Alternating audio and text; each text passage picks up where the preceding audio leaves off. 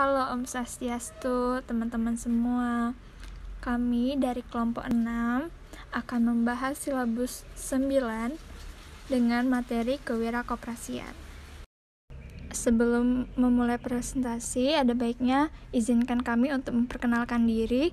Saya sendiri Nimade Ayu Asriani, absen 23, dan teman saya Dedi Pratama Putra nomor absen 1 dan Niputu Wulandari nomor absen 25. Baik, terima kasih Ayu. Di sini saya Dedi akan menjelaskan mengenai pengertian dan juga fungsi-fungsi kewirakoperasian. Yang pertama adalah apa yang dimaksud dengan kewirakoperasian. Nah, pasti teman-teman semua ada yang tahu dan sudah ada yang tahu apa yang dimaksud dengan kewirakoperasian. Nah, yang dimaksud dengan kewirakoperasian adalah suatu sikap mental positif untuk mengambil prakarsa inovatif serta keberanian untuk mengambil risiko dengan berpegang teguh pada identitas koperasi dalam mewujudkan terpenuhinya kebutuhan nyata serta peningkatan kesejahteraan bersama. Nah, dari definisi tersebut ada beberapa hal yang patut diperhatikan. Yang pertama adalah kewirausahaan koperasi merupakan sikap mental positif dalam berusaha secara kooperatif. Kemudian yang kedua, tugas utama Wirakop adalah untuk mengambil prakarsa inovatif. Dan yang ketiga, Wirakop harus berani mengambil risiko.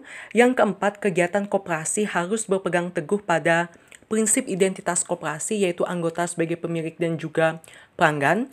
Kemudian tujuan utama dari setiap Wirakop pada dasarnya adalah untuk memenuhi kebutuhan nyata anggota koperasi dan meningkatkan kesejahteraan bersama. Dan yang terakhir adalah kewirausahaan dalam koperasi dapat dilakukan oleh anggota, manajer, birokrat, maupun kataris. Selanjutnya ada wirausaha koperasi.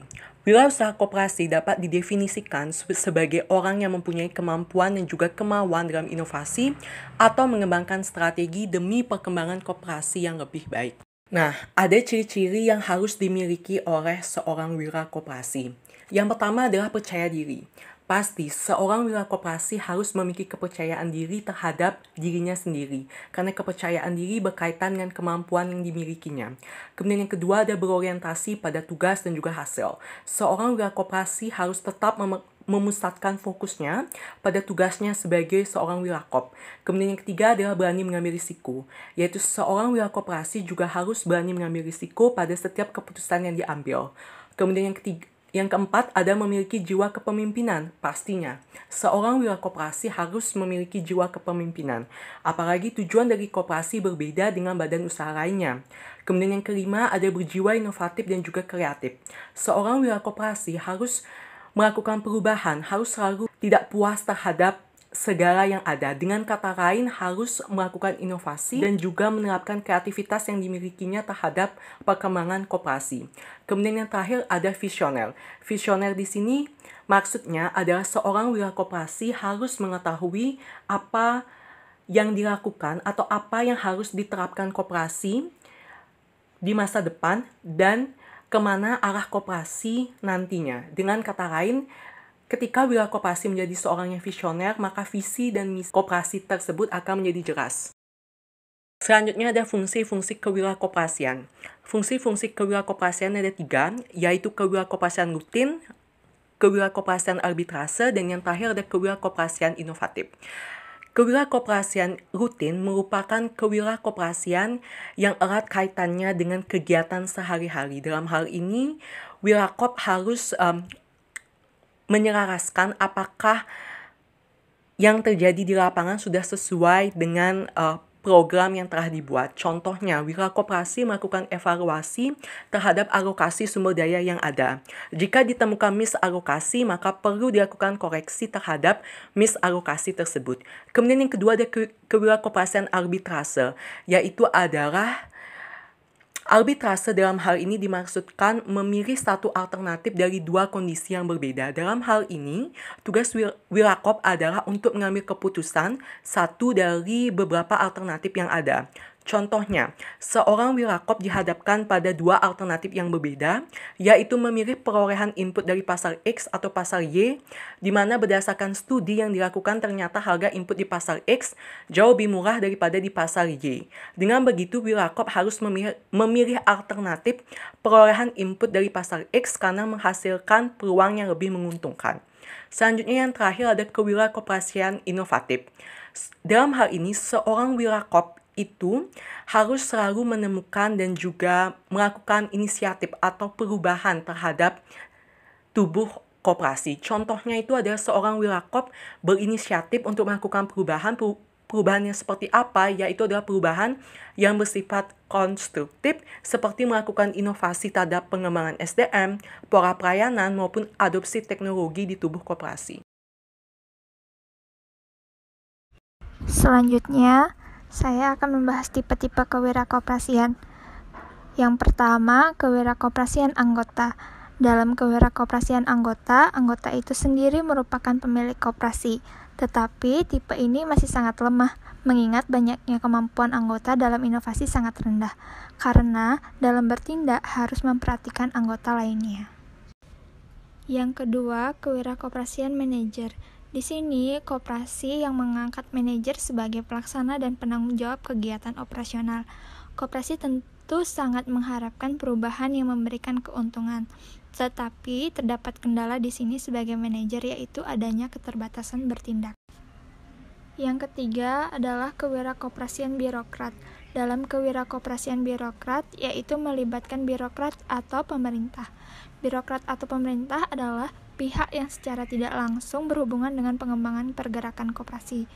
Contoh kewirakoperasian birokrat adalah wirausaha koperasi yang merupakan bagian dari administrasi pemerintah.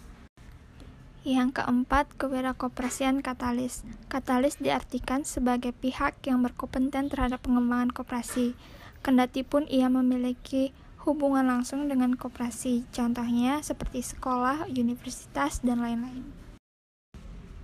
Selanjutnya, tugas-tugas kewirakoperasian. Tugas utama kewirakoperasian adalah untuk menciptakan keunggulan bersaing pada koperasi dibandingkan badan usaha pesaingnya. Keunggulan tersebut dapat diperoleh melalui langkah-langkah sebagai berikut. Yang pertama, mendudukan koperasi sebagai penguasa yang kuat di pasar. Contohnya, bila para petani bersatu membentuk koperasi, maka koperasi tersebut mempunyai kedudukan yang kuat di pasar.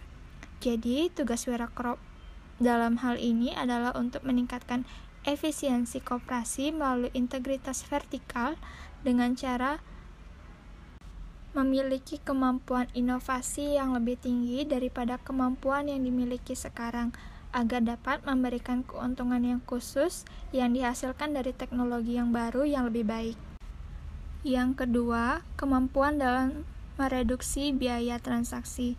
Tugas Wirakop dalam hal ini adalah menekan biaya transaksi. Biaya transaksi adalah biaya di luar biaya produksi yang timbul karena adanya transaksi-transaksi, seperti biaya pencarian informasi, biaya kontrak, biaya monitoring kontrak, biaya legal jika kontrak dilanggar, dan biaya resiko yang mungkin timbul sebagai akibat terjadinya transaksi. Yang ketiga, pemanfaatan interlinkage market. Interlinkage market adalah hubungan transaksi antar pelaku ekonomi di pasar. Contoh tugas wirakoperasi dalam hal ini adalah untuk menciptakan kerjasama yang saling menguntungkan di antara pelaku dalam interlinkage market tersebut. Yang keempat, pemanfaatan trust capital. Trust capital dengan sederhana dapat diartikan sebagai pengumpulan modal. Contoh tugas wirakoperasi dalam hal ini adalah mengelola modal tersebut secara efisien dan meningkatkan peranan anggota dalam meningkatkan partisipasi intensif dalam pemanfaatan jasa pelayanan koperasi dan partisipasi kontributif dalam pembentukan pemodalan yang baru. Yang kelima, pengendalian ketidakpastian. Upaya pengendalian ketidakpastian sangat dimungkinkan mengingat adanya pasar internal pada koperasi. Andai pun ada kerugian karena muncul resiko dalam kegiatan operasionalnya, maka resiko ini akan ditanggung bersama-sama. Contoh tugas Wirakop dalam hal ini adalah meningkatkan pelayanan terhadap anggotanya dengan cara menyediakan barang-barang atau jasa-jasa yang dibutuhkan oleh anggotanya. Yang keenam, menciptakan inovasi. Inovasi pada koperasi sangat dimungkinkan mengingat banyak yang berkompeten terhadap pertumbuhan koperasi. Tugas Wirakop dalam hal ini adalah menciptakan inovasi-inovasi baru yang menguntungkan bagi koperasi dan anggotanya. Yang ketujuh, pengembangan manfaat partisipasi.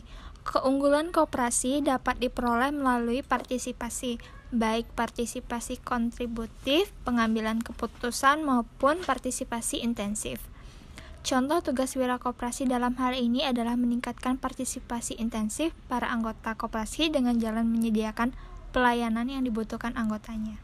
Yang terakhir, menciptakan economy of skill. Economy of skill adalah penghematan pada koperasi yang ditimbulkan oleh penambahan kapasitas produksi. Contoh tugas wirakop dalam hal ini adalah menciptakan economy of skill melalui pengendalian produksi pada tingkat produksi yang lebih optimal. Baik, saya akan melanjutkan presentasi dari Ayu tentang materi prasyarat keberhasilan wirakoperasi. Perubahan yang meningkatkan produktivitas hanya dapat dilakukan melalui dua cara, yaitu yang pertama, melalui kegiatan inovatif dan melakukan kegiatan peningkatan kerja atau biasa disebut berprestasi lebih banyak dalam satuan waktu kerja tetap atau waktu kerja yang diperpanjang yang terkandung secara implisit dalam tipe inovasi ala Schumpeter tentang proses kegiatan kerja yang meliputi yang pertama, pembuatan dan pemapanan produk-produk baru atau mutu produk yang baru. Yang kedua, penggunaan metode produksi baru. Yang ketiga, menciptakan tata laksana produksi baru di bidang industri. Yang keempat, pembuatan prasarana baru. Dan yang terakhir, pencari sumber pembelian baru. Kendala-kendala yang dihadapi dalam wirakoperasi melaksanakan fungsi tersebut. Yang pertama, kemungkinan bertindak inovatif tidak selalu merupakan kemungkinan yang diizinkan menurut hukum. Yang kedua, kemungkinan inovatif yang diperoleh harus ditemukan dan kemudian dilaksanakan penerapannya. Dan yang terakhir, kalaupun kemungkinan inovasi tersebut tidak terlarang dan masih dalam rangka kesanggupan seseorang atau kelompok, maka perseorangan atau kelompok itu perlu memiliki motivasi untuk menerapkan informasi tersebut. Dari hal tersebut, dapat disimpulkan ada 3 faktor penentu keberhasilan wirakoperasi, yaitu yang pertama, adanya hak bertindak. Wirakoperasi melakukan inovasi yang dilakukan tidak boleh bertentangan dengan peraturan yang berlaku. Yang kedua, adanya kemampuan kompetensi. Setelah memperoleh hak bertindak, inovasi yang akan dilakukan tidak dilarang. Wirakoperasi harus mempertimbangkan kemampuan koperasi dalam merealisasikan inovasi tersebut. Dan yang ketiga, adanya motivasi. Setelah terpenuhnya hak bertindak dan kemampuan koperasi, yang dibutuhkan adalah motivasi untuk merealisasikan inovasi tersebut, baik motivasi pengurus maupun anggotanya. Terima kasih, saya akan kembalikan kepada Ayu Asriani. Sekian materi yang dapat kami sampaikan. Semoga dapat bermanfaat dan jika ada salah kata kami mohon maaf. Dan saya tutup dengan Paramasanti. Om Santi, Santi, Santi, Om.